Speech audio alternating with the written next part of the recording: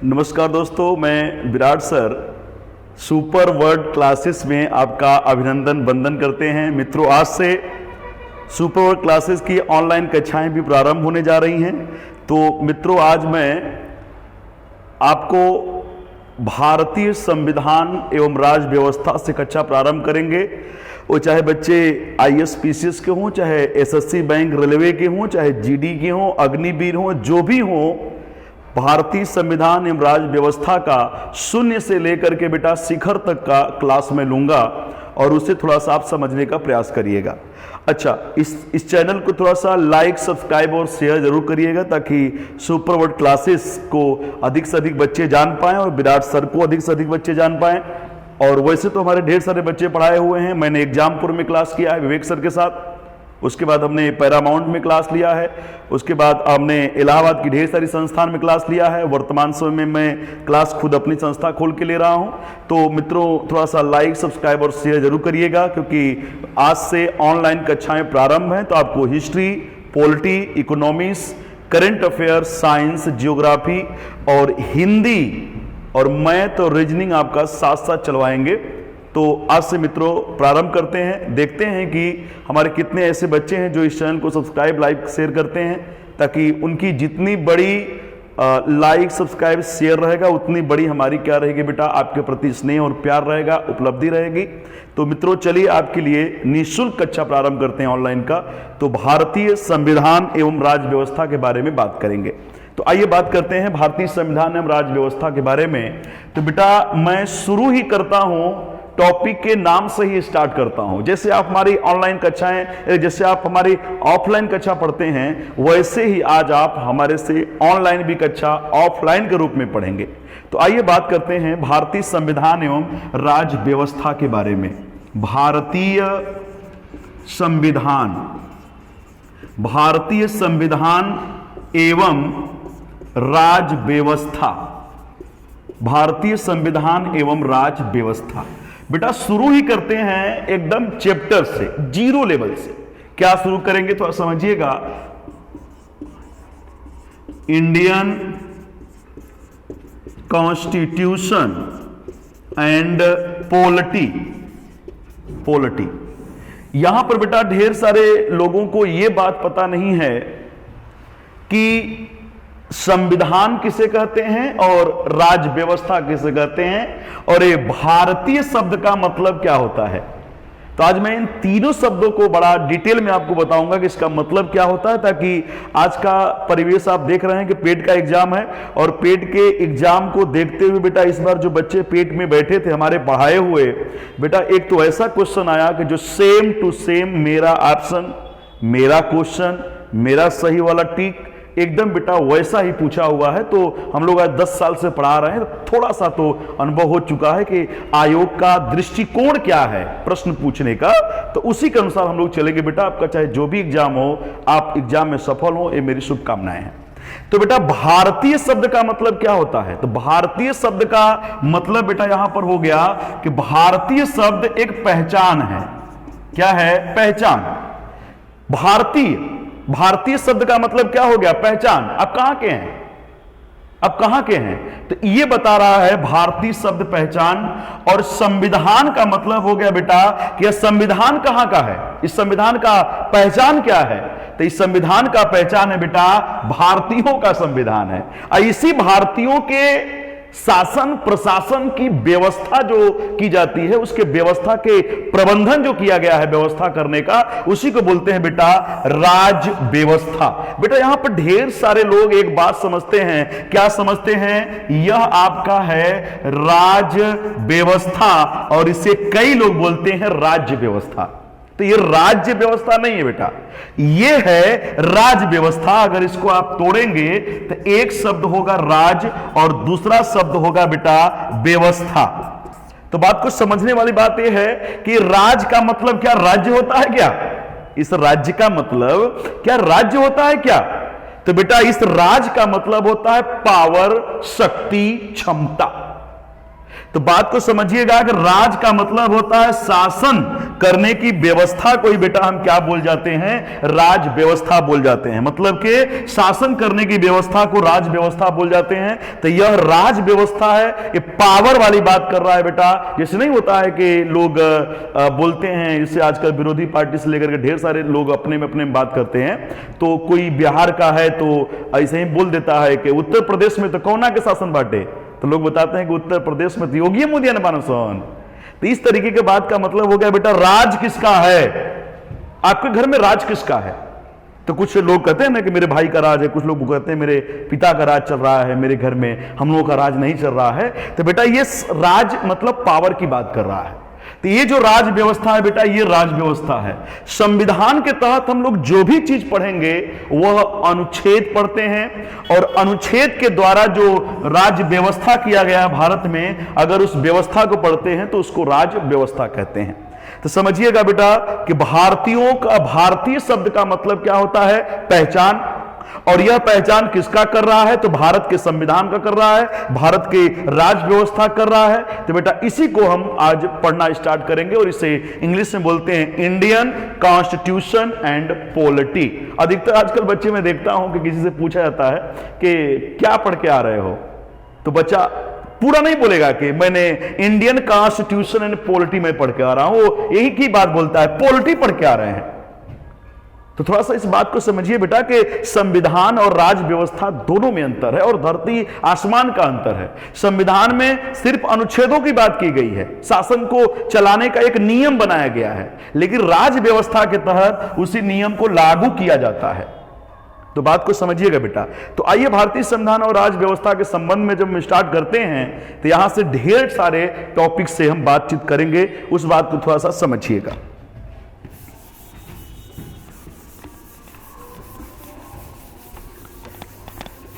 सबसे पहली बात है कि भारतीय संविधान एवं राज व्यवस्था का इतिहास क्या है। तो भारतीय संविधान एवं राज व्यवस्था का इतिहास तो थोड़ा सा समझिएगा बेटा कि भारतीय संविधान एवं राज व्यवस्था, इसका इतिहास क्या है। भारतीय संविधान एवं राज व्यवस्था का इतिहास क्या है, क्या इतिहास है।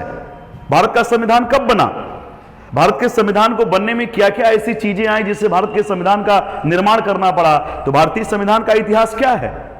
तो बेटा एक मेरा हर जगह नोट्स है, इलाहाबाद ढूंढिएगा, बनारस ढूंढिएगा, मुगलसराय ढूंढिए, पटना बिहार में ढूंढ लीजिए, हरदोई में ढूंढ लीजिए, जहां भी आप ढूंढेंगे एक ही शब्द पाएंगे बेटा। समझिएगा कि जिस जमाने में भारत को सोने का चिड़िया कहा जाता था वो जमाना बड़ा पुराना था। भारत को सोने का चिड़िया नाम देने वाला भारत का एक व्यापार है, जिस व्यापार को बोलते हैं बेटा मसाले का व्यापार।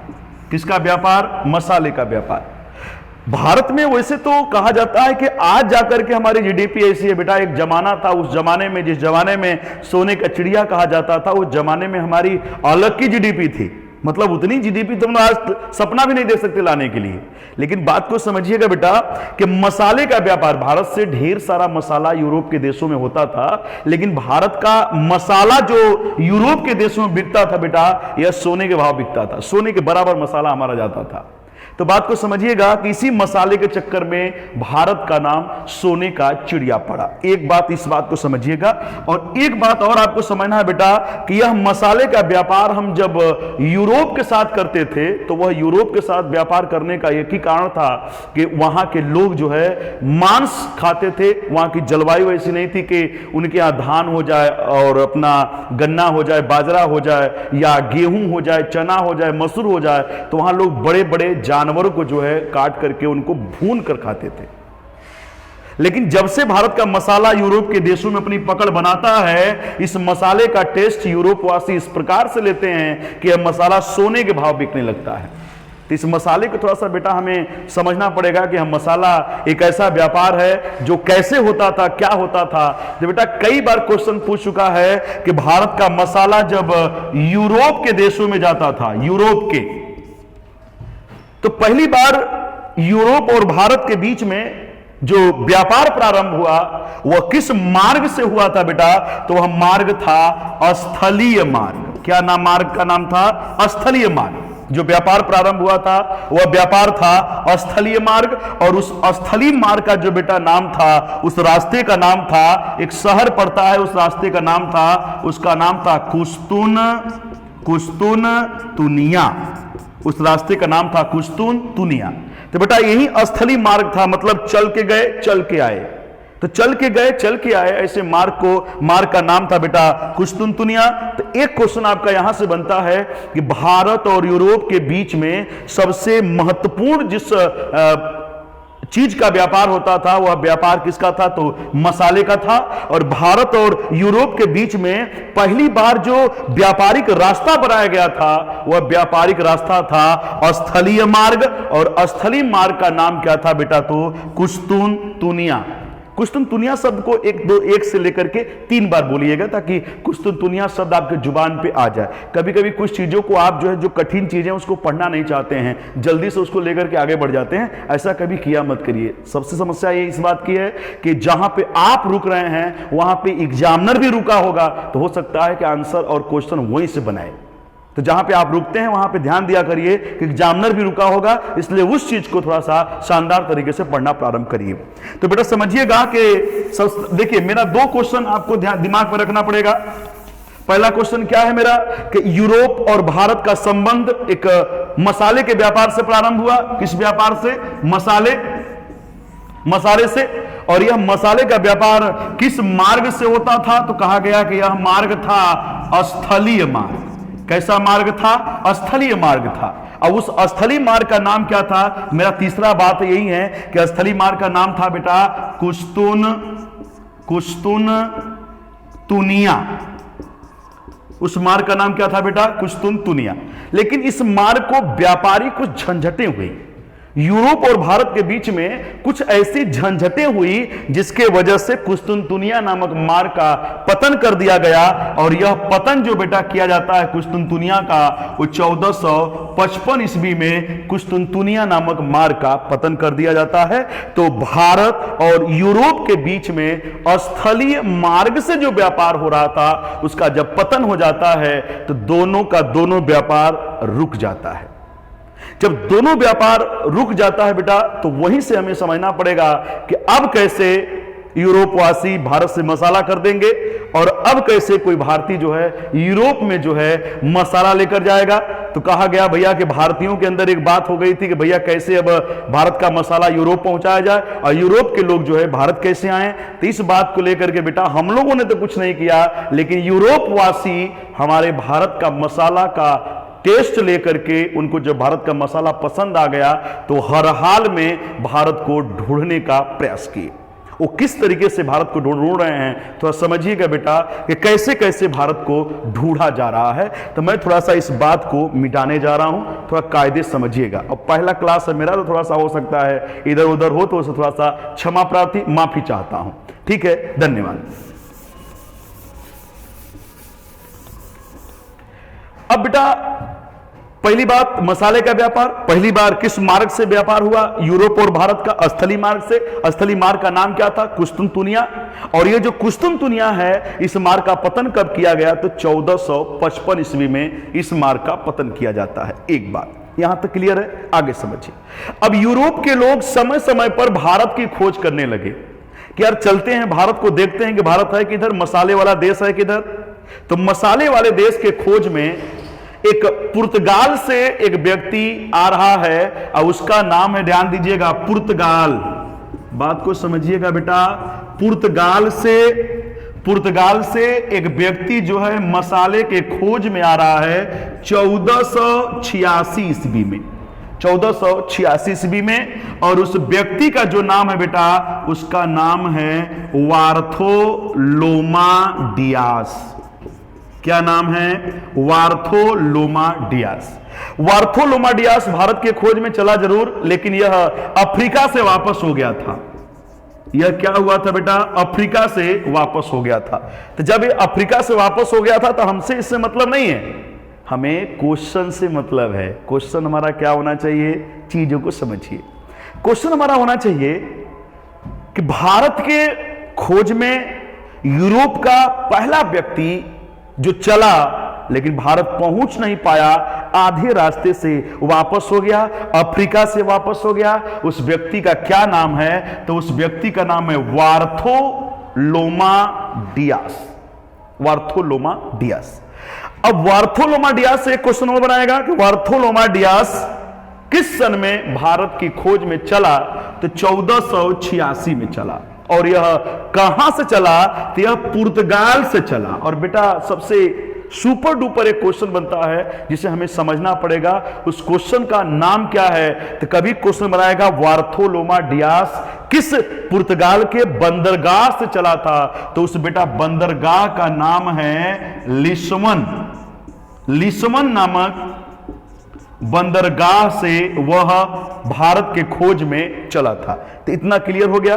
यहां से ध्यान दीजिएगा कि पुर्तगाल का या यूरोप का पहला ऐसा व्यक्ति जो भारत के खोज में चलता है और वह लिस्बन नामक बंदरगाह से चलता है। और लिस्बन नामक बंदरगाह से वह चलता जरूर है लेकिन अफ्रीका से वापस हो जाता है। 1486 ईस्वी का यह बात है। उस व्यक्ति का नाम है वार्थोलोमा डियास। यहां तक क्लियर है? तो हम लोग आगे बढ़ते हैं, इसको मिटा देते हैं।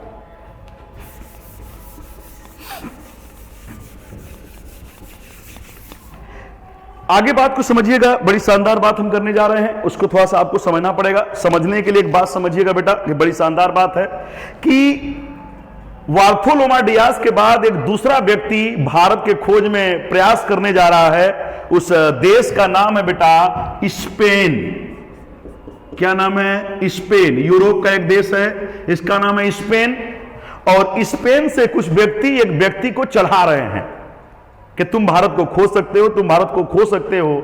और वह व्यक्ति जो है भारत के खोज में 1492 ईस्वी में चला और ये स्पेन से चलता है। और उस व्यक्ति का नाम है बेटा कोलंबस। क्या नाम है? कोलंबस। लेकिन यह रास्ता गलत पकड़ लेता है। यह भारत का रास्ता न पकड़कर यह पश्चिम का रास्ता पकड़ लेता है।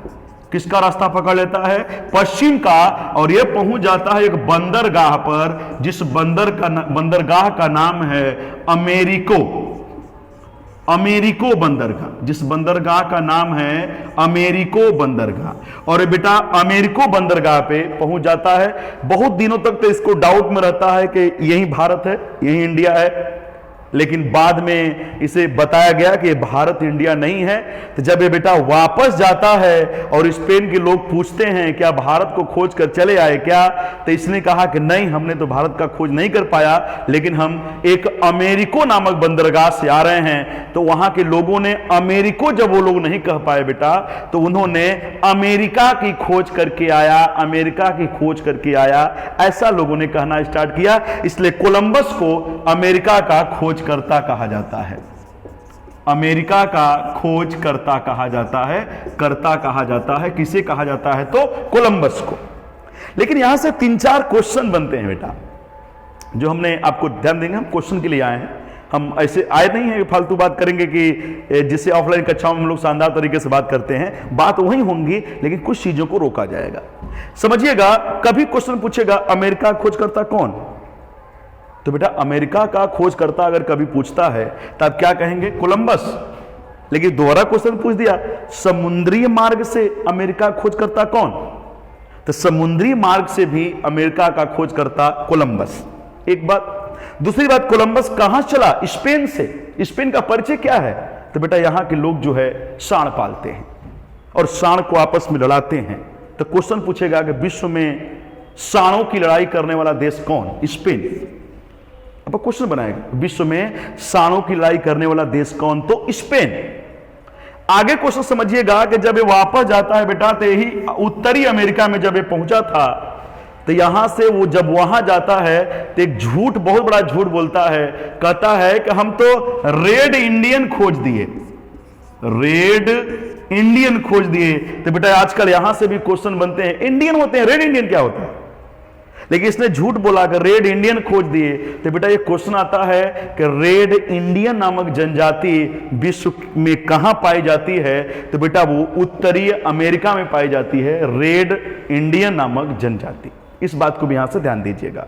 अब ऐसा नहीं कि रेड इंडियन पूछा है तो इंडियन के चक्कर में आप इंडियन टिक लगाए पड़े बैठे हैं, ऐसा कुछ भी नहीं है, इस बात को आपको समझना पड़ेगा। तो मैं अब इतना मिटाने जा रहा हूं, तो आप समझिएगा कि दूसरा यूरोप का व्यक्ति भारत के खोज में चला और वो चल रहा है स्पेन से। बात को समझिएगा, कहां चल रहा है? स्पेन से। कब चला? 1492 में। लेकिन उसका नाम क्या था? कोलंबस। तो भारत के पश्चिमी क्षेत्र की तरफ घूमा, मतलब अमेरिका गया, उसने अमेरिका खोज किया। तो वहां के लोगों ने कहा तुमने अमेरिका खोज करता, लेकिन अभी भी कोई भी व्यक्ति भारत को नहीं खोजा। लेकिन यहां से भारत के संबंध में 2 क्वेश्चन बनेंगे। पहला यूरोपीय कौन जो भारत का खोज किया, अरे खोज करने के लिए आया लेकिन पहुंच नहीं पाया? बार्थोलोमा डियास। दूसरा यूरोपीय कौन जो भारत को खोजने का प्रयास किया लेकिन रास्ता गलत पकड़कर अमेरिका खोज डाला? कोलंबस। तीसरा व्यक्ति समझिए बेटा, एक यूरोप के राजाओं को काफी बदनामी होने जा रही थी कि ये तो यार बहुत गलत बात है, तो इसके चक्कर में थोड़ा सा बेटा मैं आगे बढ़ने जा रहा हूं, थोड़ा समझिएगा, थोड़ा सा समझिएगा।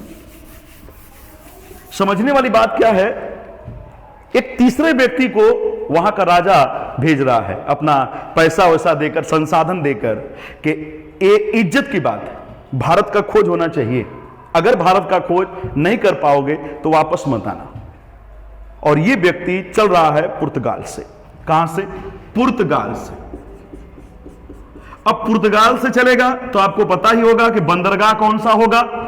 तो बेटा वह जो बंदरगाह है, उस बंदरगाह का नाम है बेटा लिस्बन बंदरगाह। और इसी लिस्बन बंदरगाह से जो व्यक्ति चल रहा है वह अकेले नहीं चल रहा है, वह 4 जहाज, और 4 जहाज में 170 लोगों के साथ भारत के खोज में चला, क्योंकि इसके ऊपर राजा का दबाव था। तो कहा गया बेटा कि जब ये चलता है तो इसका नाम जो है, थोड़ा नाम समझिएगा, इसका नाम है वास्को डिगामा। क्या नाम है इसका? Vasco da Gama. तो वास्को डिगामा चलता है, ठीक है बेटा। कौन चलता है? तो वास्को डिगामा चलता है भारत के खोज में। इस बात को समझिएगा। अब वास्को डिगामा चलता जरूर है, लेकिन उसको पता था कि पश्चिम दिशा में नहीं जाना है, तो हमेशा जो है अपना काट काट के पूर्वी दिशा में आने का प्रयास किया। तो कहा जाता है कि ये एक रास्ते से चला था, उस रास्ते का नाम है Cape of Good Hope. Cape of Good Hope के रास्ते से चला था। एक बात समझिएगा ये। और दूसरी बात समझिएगा बेटा कि जब ये भारत की तरफ चला था तो भारत की तरफ उस समुद्र में एक भारतीय व्यापारी जो है अपनी नाव लेकर के जा रहा था, और वास्को डिगामा उसका पीछा करता है समुद्र में। और उसका पीछा करते करते बेटा वो चला आता है। कहां पर चला आता है? तो कहा जाता है कि भारत के उस क्षेत्र में आता है। समझिएगा, भारत के उस क्षेत्र में आता है जिस क्षेत्र में वह, ध्यान दीजिएगा, उस बंदरगाह का जो नाम था, बंदरगाह का नाम था, उसका नाम था कालीकट बंदरगाह। उसका नाम था कालीकट बंदरगाह। और यहीं पर बेटा एक तट था जिसका नाम था मालाबार तट। तट का नाम था कालीकट बंदरगाह था, और उस तट का नाम था मालाबार तट। जब यहां पर पहुंचता है तो एक क्वेश्चन और बनाता है कि वास्को डिगामा किस भारतीय व्यापारी के सहयोग से भारत पहुंचता है, कालीकट पहुंचता है, या किस भारतीय के मार्गदर्शन में, पथ प्रदर्शन में पहुंचता है? तो उस व्यक्ति का नाम है बेटा अब्दुल मनीद। उस व्यक्ति का नाम है अब्दुल मनीद, और अब्दुल मनीद के सहायता से वास्को डिगामा भारत पहुंचता है। जैसे ये वास्को डिगामा भारत पहुंचता है, वो डेट जो है बेटा वह है 1498 ईस्वी की। 1498 ईस्वी में वास्को डिगामा जो है भारत पहुंचता है, और मई का महीना था। किसका महीना था? मई का महीना था। यहां पे 3 डेट देता है, वो तीनों डेट आपको नहीं याद रखना है। एक 17 मई, एक 20 मई, एक 22 मई। तो यहां पे आपको नहीं ध्यान देना है, सिर्फ आप मई के महीने में वास्को डिगामा जो है भारत पहुंचता है। आपस में बातचीत होती है कि भाई किसका व्यापार करोगे, तो वास्को डी गामा जो है बातचीत करके बताता है कि हमें मसाले का व्यापार करना है। तो किसी ने कह दिया कि मसाले का व्यापार करने से पहले तुम्हें कालीकट के राजा से आदेश लेना पड़ेगा। तो बेटा ये क्वेश्चन और बात करता है कि कालीकट का राजा कौन था।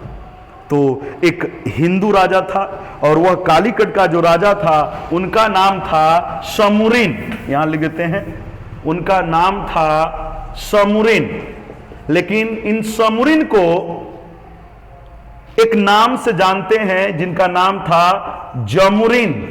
तो यहां पे क्वेश्चन याद रखिएगा बेटा कि कालीकट के राजा कौन थे, तो जमुरिन आएगा तब जमुरिन मारिएगा, समुरिन आएगा तब समुरिन ना मारिएगा। लेकिन एक शानदार जो क्वेश्चन बनता है बेटा वो क्या बनता है कि एक शानदार क्वेश्चन कि राजा जमुरिन का वास्तविक नाम क्या था, समुरिन, या समुरिन का फेमस नाम क्या था, जमुरिन। ये भी क्वेश्चन आपको आएगा। यह एक कालीकट के हिंदू राजा थे। कौन राजा थे?